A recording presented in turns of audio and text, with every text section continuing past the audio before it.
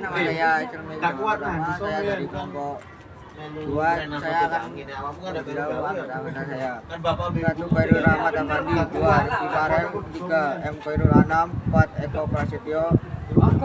Ahmad Andi Purnomo, 7. Faid Ikan Ulumi, 8. Arya Wardani Hamzah, 9. Nafal Ari Raffi. Terima kasih, dan selanjutnya langsung ke materinya.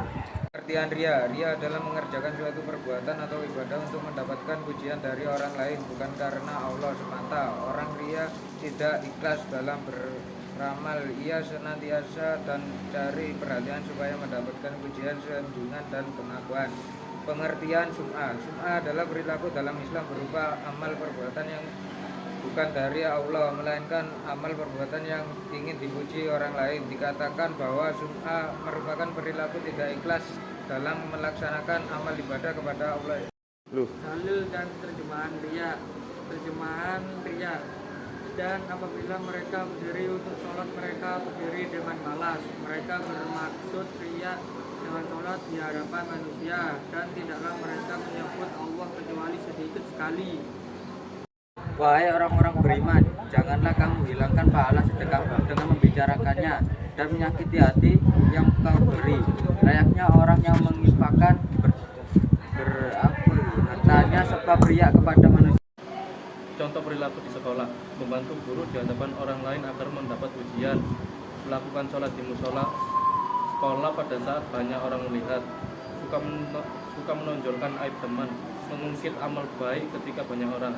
Contoh perilaku di masyarakat: membaca Al-Quran dengan keras ketika banyak orang sekitar, melakukan sholat dengan benar jika banyak orang, suka menonjolkan kebaikan jika banyak orang, mengungkit amal baik ketika banyak orang.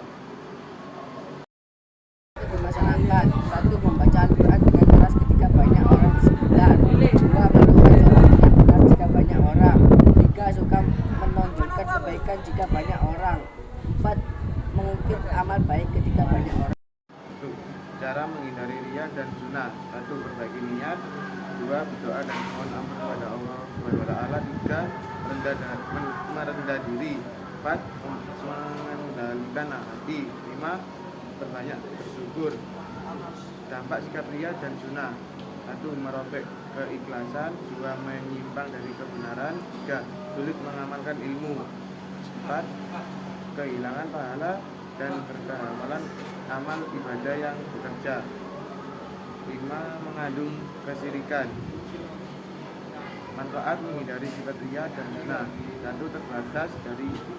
Terbebas dari api neraka, 2.